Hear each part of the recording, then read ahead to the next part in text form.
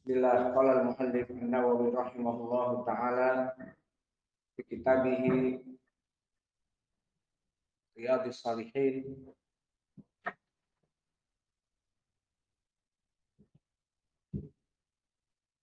wa an ummil mukminin Ummu Abdillah Aisyah.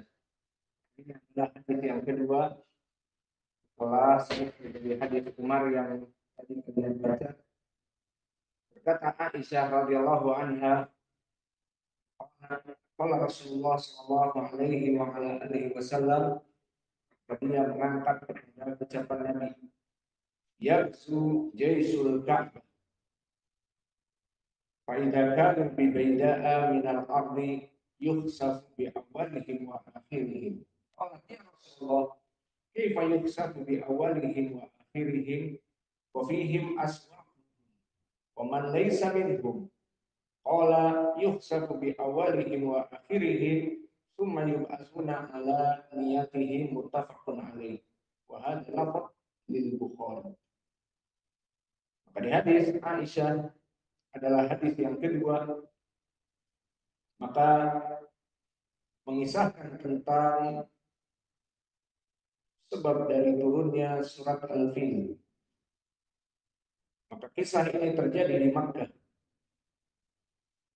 dan Makkah adalah kota yang dibangun padanya Al-Ka'bah, dan Ka'bah adalah Baitullah yang dibangun oleh Ibrahim alaihissalam bersama anaknya Ismail alaihissalam, yang mana keduanya disebutkan di Al-Quran bagaimana mereka membangun rumah Allah, seperti disebutkan di surat Al-Baqarah, Rabbana taqabbal minna innaka antas samiul alim. Di surat Al-Baqarah ayat ke-127. Di situ dijelaskan bagaimana keduanya membangun rumah untuk Allah yang dinamakan dengan Ka'bah di Makkah, dan dalam keadaan mereka beribadah di bangun Ka'bah tersebut. Maka rumah Allah yang terkenal tersebut mulai dari zaman Ibrahim, kemudian Ismail, dan seterusnya. Kemudian di sana ada raja dari Habasyah. Habasyah adalah Ethiopia di zaman now. Maka namanya Abraha, yang mana dia ingin menghancurkan Ka'bah. Lalu bagaimana caranya? Mereka datang melalui Yaman. Karena pada saat itu juga Abraha sempat menguasai Yaman. Maka dari Yaman ke Saudiah dekat. Hanya perjalanan darat. Maka mereka merencanakan dari Yaman untuk masuk ke Makkah dengan bala tentara dan manusia-manusia yang banyak sekali. Mulai dari para tentara dan orang-orang yang membawa pasukan gajah, dan ada yang pemberi makan gajah, dan ada yang menjual beli, berdagang, dan seterusnya ikut untuk membelikan makanan untuk gajah dan seterusnya. Maka Abraha menginginkan untuk menghancurkan Ka'bah. Apa penyebabnya? Tidaklah kecuali di hatinya ingin menghancurkan tempat peribadatan yang mana manusia beribadah kepada Allah. Maka diseranglah Ka'bah itu dari arah Yaman dengan pasukan yang besar. Dan dipimpin oleh Abraha yang menunggang gajah Afrika yang paling besar. Dan di sana ada daerah, di saat mereka sampai kepada daerah dinamakan Al-Mughammas. Dan di dalam hadis ini disebutkan Baida, dan makna Baida adalah tempat yang lapang. Dan di sini dinamakan tempat lapang itu di syair Al-Mughammas. Maka gajah-gajah yang mereka bawa untuk menghancurkan Ka'bah itu tidak mau berjalan, diseret, di apa saja, tidak mau. Namun jika dibalikkan arah ke Yaman, lari. Namun jika dihadapkan kembali ke Makkah, tidak mau.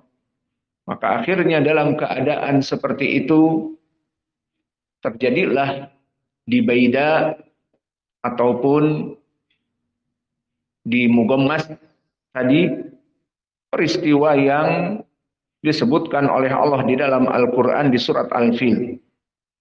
Maka mereka akhirnya tidak bergerak karena gajah-gajah yang besar mau ditusuk-tusuk dengan panah ataupun tombak, maka tidak mau berjalan. Dan pawang gajah yang berada di atas kepala pun memberikan perintah untuk maju, tidak mau berjalan. Namun di saat dibalikkan ke arah Yaman, lari. Maka fa'arsalallahu alaihim toiron ababil, seperti di surat Al-Fil. Dan makna al-ababil tentunya dia adalah jamak taksir dari burung-burung yang banyak. Dan burung-burung ini disifatkan di dalam ayat Al-Quran. Maka kita baca, A'udzu billahi minasyaitonir rajim min hamzihi wa nafthihi wa nafthihi. Bismillahirrahmanirrahim. Alam tara kaifa rabbuka bi ashabil fil. Kok qiraahnya aneh bagi orang-orang yang baru mendengar. Kita katakan ini qiraah dari As-Susi an Abi Amr. Maka qiraah hafaznya Alam tara kaifa fa'ala rabbuka bi ashabil fil. Maka qiraah As-Susi an Abi Amr dengan idgham al-kabir. Alam tara kaifa rabbuka bi ashabil fil. Maka di sini Allah menjelaskan bagaimana Allah menjadikan mereka ashabul fil, Raja Abrahah dan tentara-tentaranya yang mempunyai gajah-gajah yang besar. Alam yaj'al kaidahum fi tadlil wa arsala alaihim toiran ababil. Apalagi toiran di sini? Di sini qiraah dari Wars. Toiran ababil. Maka dibaca toiran dikarenakan sebelum dari ro ada ya sakinah. Maka maknanya adalah di saat mereka dalam keadaan tidak maju, maka kami mengutus toiron ababil. Tarmihim bihijaratim min sijil. Maka dilempari pasukan-pasukan gajah itu dengan sijil, batu-batu dari api neraka. Maka burung-burung ini tentunya bukan burung sembarang burung, membawa batu-batu api neraka. Tarmihim bihijaratim min sijil, melempari mereka dengan batu-batu dari api neraka. Faja'alahum ka'asfim makul. Maka makul qiraah dari Wars dan qiraah yang lainnya dari Abu Amr, maka qiraah dari Hafs makul. Maka maknanya ka'asfin makul faja'alahum ka'asfim makul. Maka qiraah ini menunjukkan bahwa mereka itu dilempari dengan batu-batu dari api neraka, maka bagaikan rumput-rumput ataupun bagaikan rerumputan yang dimakan oleh binatang ternak. Maka melihat bagaimana dari rumput-rumput gajah misalnya yang diberikan kepada ternak, kepada sapi, maka dimakan. Ada yang tersisa sedikit, ada yang separuhnya dimakan, maka semuanya berantakan. Itulah ka'asfin ma'kul atau ka'asfim ma'kul. Maka semuanya dalam keadaan hancur luluh lantak dikarenakan diadab oleh Allah Jalla wa'ala. Ka'annahum zar', seperti rumput-rumputan yang dimakan oleh sapi ataupun kerbau, maka semuanya berantakan. Maka berkata penyair Arab di saat melihat keadaan itu, dinamakan Umayyah ibnu Sal. Habisal filu fil mughammas hatta dhalla yahbu ka'annahu ma'furu. Maka maknanya setelah Allah menahan para gajah-gajah itu di daerah yang bernama Al-Mughammas, maka tidak bisa maju dan mundur tentu. Kembali ke Yaman cepat gajah-gajah ini. Namun disuruh maju tidak mau.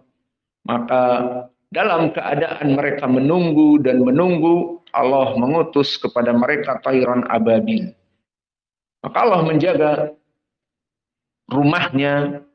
Tentunya Allah tidak mempunyai rumah kecil seperti itu. Namun idhofah di sini litasrif. Allah menjaga Baitullah, jangan dipikir Allah miskin. Mempunyai rumah berapa meter? Ka'bah. Al-ibrah laisa hada. Al-ibrah hadi Baitullah litasrif. Bahwa Ka'bah adalah rumah Allah yang mulia. Maka Allah menjaga rumah yang mulia ini sesuai dengan ayat Allah di dalam Al-Quran. Wa may yurid fihi bi ilhadin bidulmin nudikhu min adzabin alim. Maka barang siapa yang menginginkan pada rumah Allah itu bi ilhadin bidulmin, dari perkara-perkara kezaliman, ingin menghancurkan rumah Allah dan sebagainya, nudikhu min adzabin alim, maka kami akan menghancurkan mereka dengan adab yang keras. Kemudian di dalam hadis tadi disebutkan di mana tempat Al-Mughammas itu. Di dalam hadis disebutkan hatta idza kanu bi baida'a minal ard. Itulah Al-Mughammas, tempat hancurnya Ashabul Fil. Daerahnya dinamakan Al-Mughammas dan di ayat dikisahkan bi baida'a. Makna baida adalah tempat yang lapang.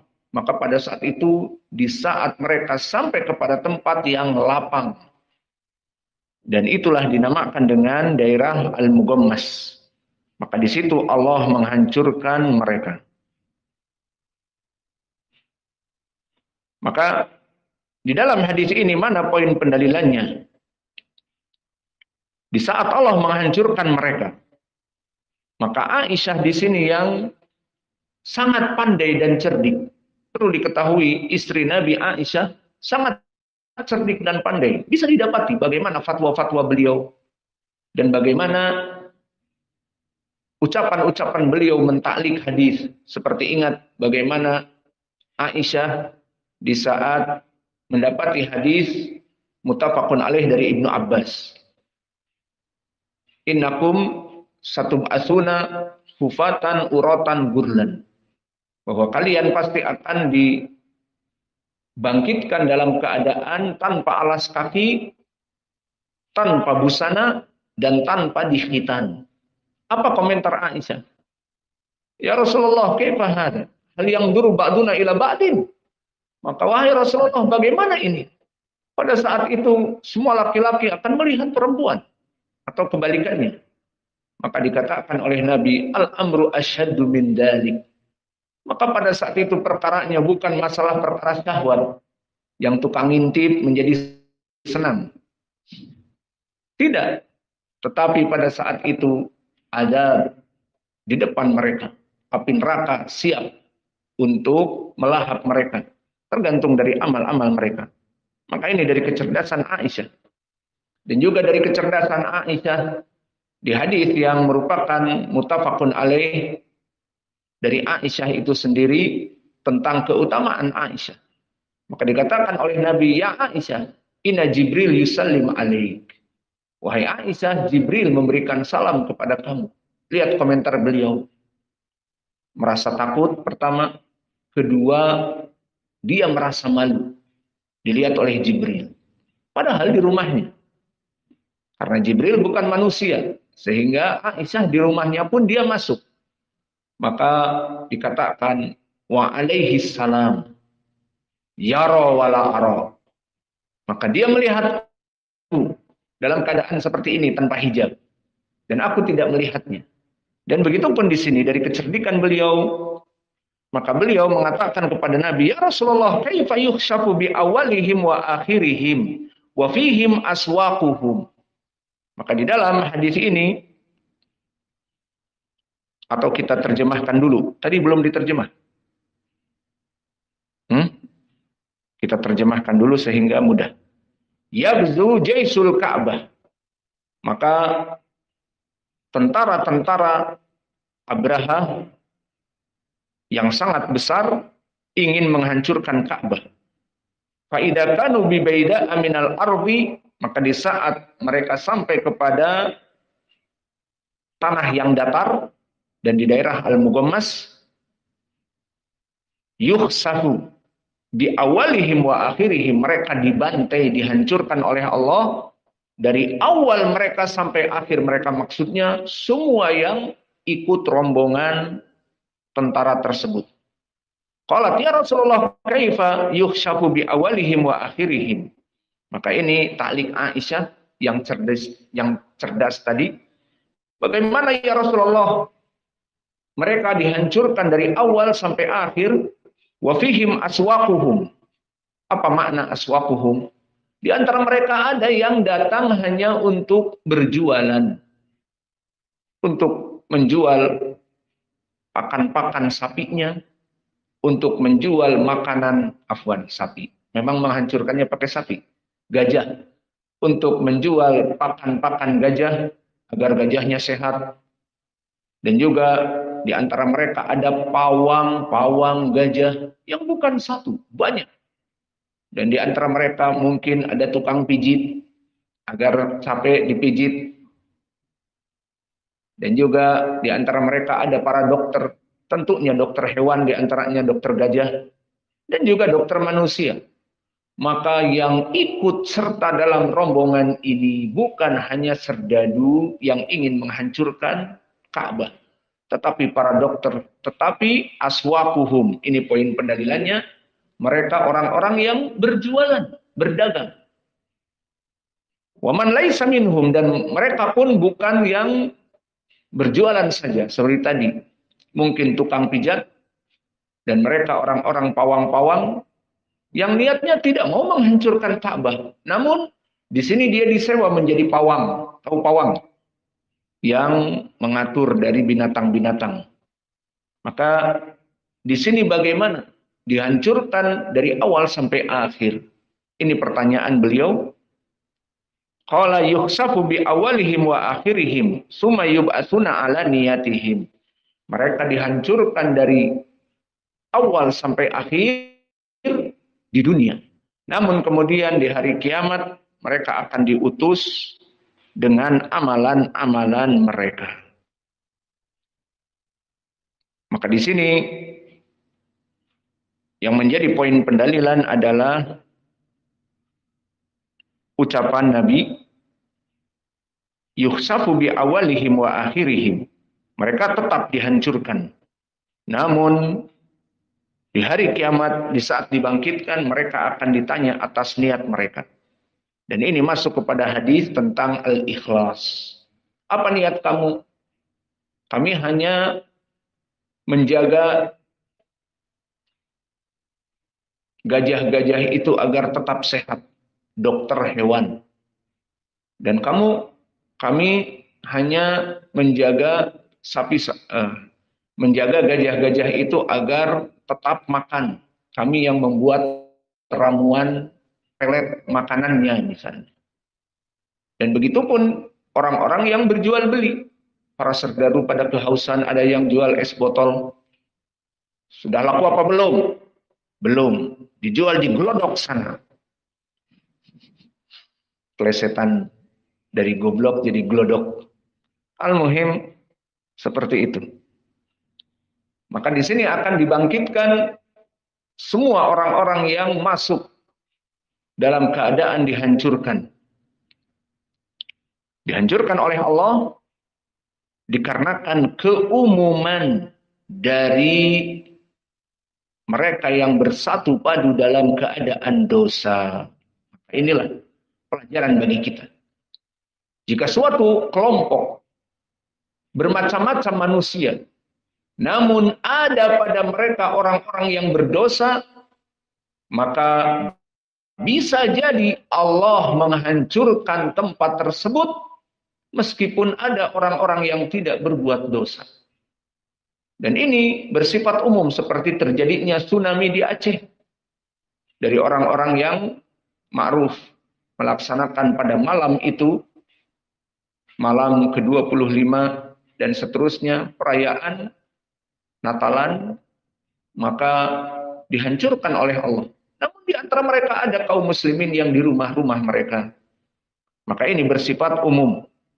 Maka oleh sebab itu, telah datang ayat Al-Quran di surat Al-Anfal, yang mana Allah menyatakan, hati-hati bagi kalian terhadap fitnah adab yang bersifat umum. Maka Allah berfirman, wattaqu fitnatan la tusibanna alladziina dzalamu minkum khassah wa'lamu annallaha syadidul iqab. Di surat Al-Anfal ayat ke-25. Wattaqu fitnatan, maka takutlah kalian kepada fitnah, bencana. La tusibanna alladziina dzalamu minkum khassah, yang menimpa bersifat umum, tidak kepada orang-orang yang berbuat keburukan saja, tetapi masuk kepadanya orang-orang yang tidak berbuat keburukan, tidak berbuat kemaksiatan, namun terkena pula. Maka di sini syahidnya bahwa mereka orang-orang yang mengikuti tentara dari Abraha, ada yang hanya sekedar dokter hewan, ada yang hanya sekedar orang-orang yang ahli dalam membuat makanan gajah, dan ada di antara mereka orang-orang yang berjual beli, menjual dan membeli, dan seterusnya. Bukan dari serdadu-serdadu yang ingin menghancurkan Ka'bah. Maka poin pendalilannya di sini, mereka dihancurkan sesuai ayat Allah, wattaqu fitnatan la tusibanna alladziina dzalamu minkum khassah. Awas kepada suatu azab yang bersifat umum, yang mana orang-orang zalim dan orang-orang yang tidak zalim disamakan. Seperti Allah mengadab dari suatu kaum dengan tsunami atau dengan gunung meletus, volcano, atau dengan earthquake, gempa bumi. Maka masuk kepada keumuman ayat dhaharul fasad fil barri wal bahr bima kasabat aydin nas. Maka telah terjadi dhaharul fasad, keburukan yang nyata dari gempa bumi, dari volcano, dari tsunami, dari asap beracun, dari angin taufan, dan yang lainnya, kebakaran bahkan, bersifat umum. Maka menghancurkan semua yang kafir, musyrik, orang yang baik dan orang yang buruk. Maka di sini pun seperti itu. Di mana Jaisul Fil yang dipimpin oleh Abraha membawa manusia yang banyak sekali. Dan di antara jenis manusia ada yang memang berniat menghancurkan Ka'bah dan ada yang berniat untuk hanya berbisnis, jual beli dan sebagainya. Maka syahid dari hadis ini barakallahu fikum, summa yub'atsuna ala niyatihim. Maka mereka akan dibangkitkan sesuai dari niat mereka. Maka niat mereka kayak dokter-dokter hewan tadi, Kami hanya mengikuti untuk menjaga dari gajah-gajah agar sehat. Dan orang-orang yang membuat pakan dari gajah-gajah itu pun sama. Dan mereka yang melaksanakan bisnis jual beli, begitu pun sama. Akan dibangkitkan dari niatnya. Kemudian kita masuk kepada hadis yang berikutnya, wa an Aisyah radhiyallahu anha qalat qala Nabi sallallahu alaihi wa ala alihi wasallam la hijrata ba'dal fathi walakin jihadun wa niyatun wa idas tungfirtum fangfiru muttafaqun alaih wa ma'nahu la hijrata min Makkah li'annaha sarat darul Islam. Maka di hadis yang ketiga dari hadis disebut hadis ketiga. Adapun dengan ayat-ayat yang lalu menjadi lebih. Namun poin pendalilan kita hadis keberapa? Hadis ketiga. Masih dari Aisyah radhiyallahu anha, Ummul Mukminin, dikatakan la hijrata ba'dal fath. La di sini la nafilil jins. Maka hijrata i'rabnya dia adalah nakirah yang mabni alal fath. Dan makna la hijrata tidak ada lagi hijrah ba'dal fatah setelah Fathu Makkah. Maka perlu diperhatikan bukan maknanya bersifat umum hijrah itu tidak ada, bukan. Namun dikhususkan ba'dal fatah. Berarti hijrah apa yang tidak ada lagi? Hijrah dari Makkah ke Madinah sudah tidak ada lagi. Karena pada zaman itu dulu Nabi melaksanakan hijrah Makkah dalam keadaan negeri kufar. Bahkan dipersulit Nabi hidup di dalamnya. Maka diperintahkan fatuhajiru agar Nabi hijrah. Maka disyariatkan hijrah pada saat itu sampai Nabi menaklukkan Makkah. Bifathi Makkah. Maka ba'da fathi Makkah la hijrata. Intabihu kalimat la hijrata ma'taqid ba'dal fathi la hijrata min mada min Makkah ila Madinah la hijrata lima dari anna Makkah al-ansara biladil muslimin, karena Makkah sudah bukan bilad kafir. Maka dari sini awas jangan ada yang mengatakan kata Nabi la hijrata ba'dal fathi idan nahnu fi Amerika al-muslimun, kaum muslimin di Amerika yang tidak bisa mendengar adzan, yang dibatasi ibadah-ibadah mereka, dan bahkan dihinakan sebagian oleh penduduk-penduduk orang-orang kufar, maka mereka tidak usah hijrah. Gak apa-apa kita tinggal di negeri kufar ini, misalnya. Maka bukan itu makna dari hadis ini. Di saat mereka mengatakan, gak usah hijrah lagi. Nabi mengatakan, la hijrata ba'dal fathi. Ada golong. Al-murad la hijrata ay la hijrata min Makkah ila Madinah.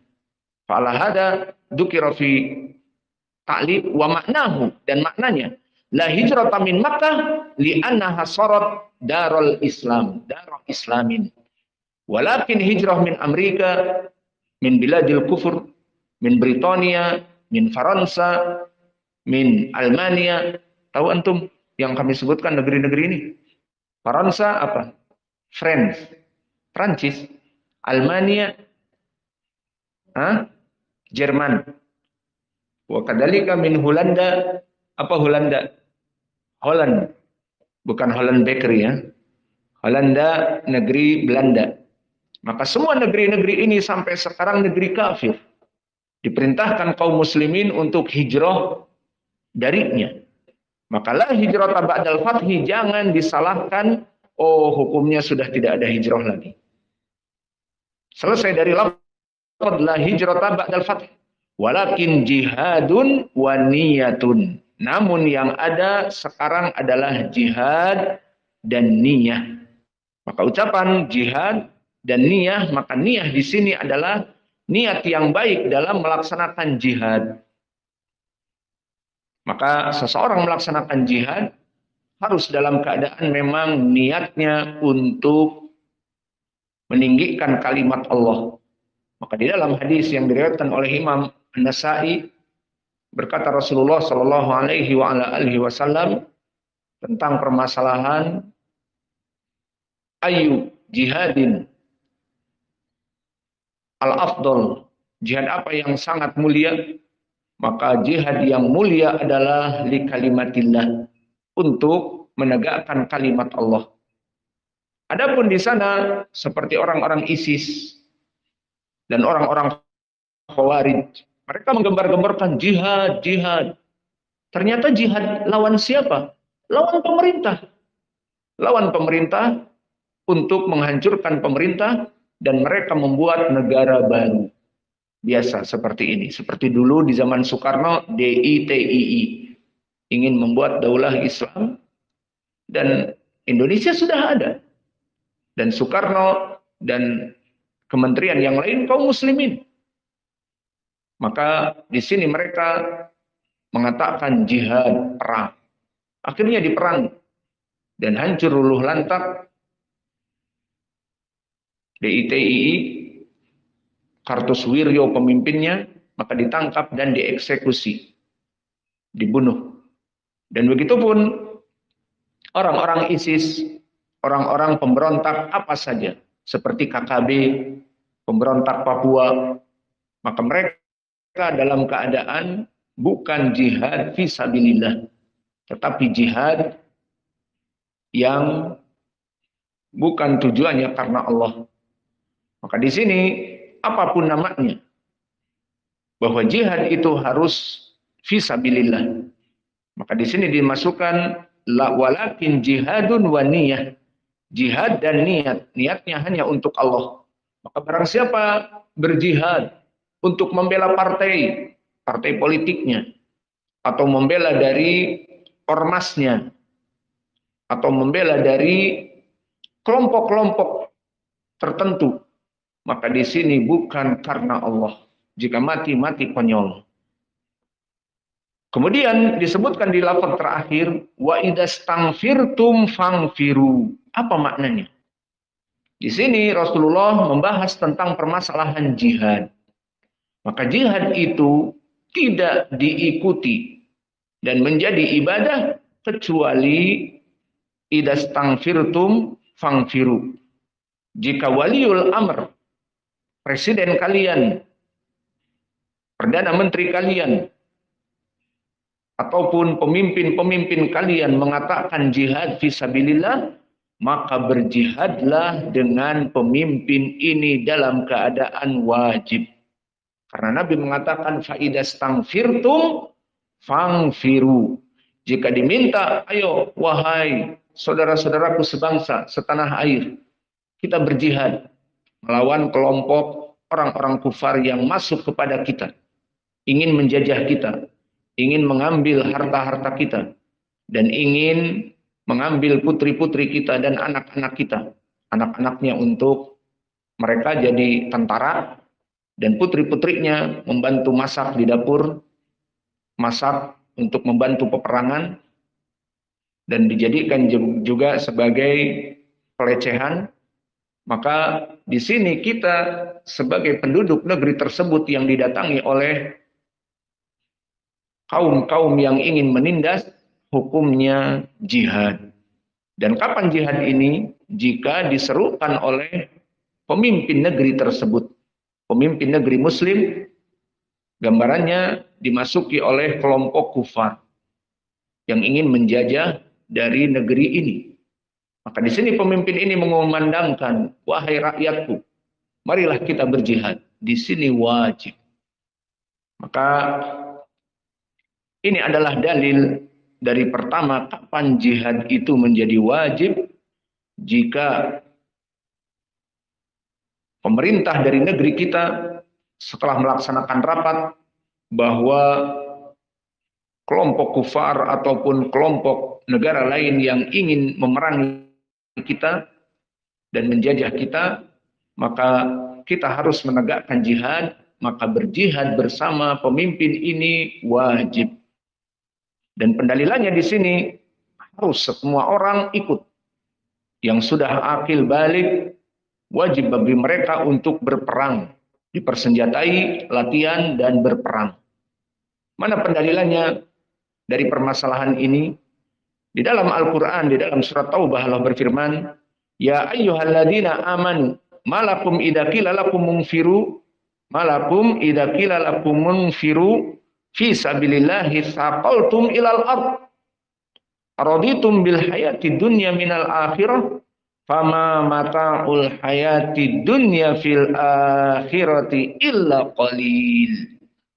Maka di dalam ayat ini disebutkan, wahai orang-orang yang beriman, kenapa kalian jika dikatakan infiru fi sabilillahi taqaltum ilal ard, jika dikatakan oleh pemimpin kalian mari bertempur, mari berjihad, kemudian kalian malas, tidak mau ikut mati, lebih baik hidup di dunia ini daripada mati.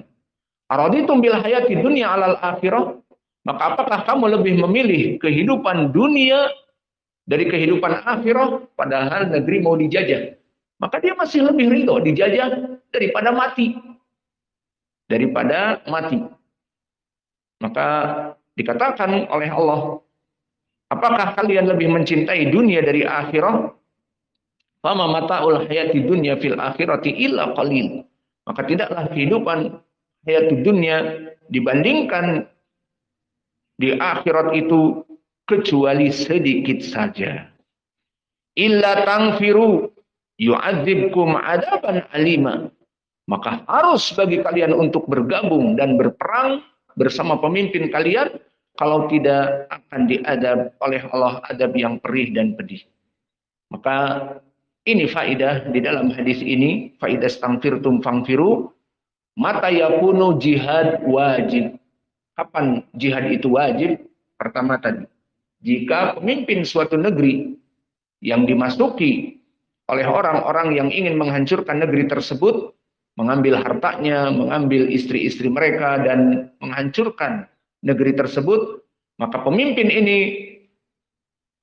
dengan rakyatnya mengatakan jihad, maka wajib di sini berjihad. Pendalilannya ayat Al-Quran tadi dan hadis.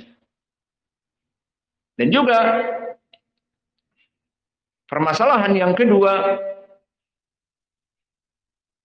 idza hadara as-saff, larangan untuk keluar dari jihad juga, dan kewajiban jihad jika telah bertemu dari dua musuh.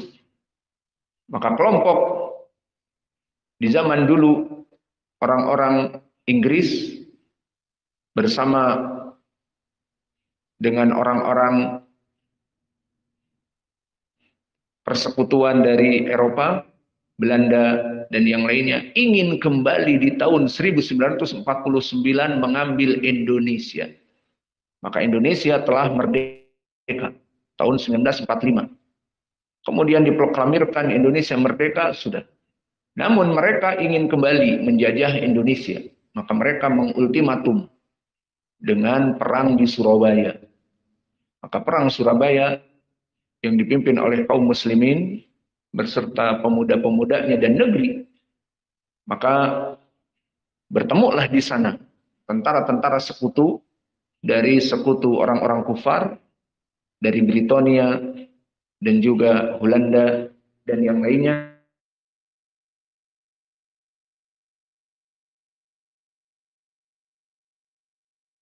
Amanu. Khalas. Idza laqitumul ladzina kafaru zahfan fala tuwalluhumul adbara.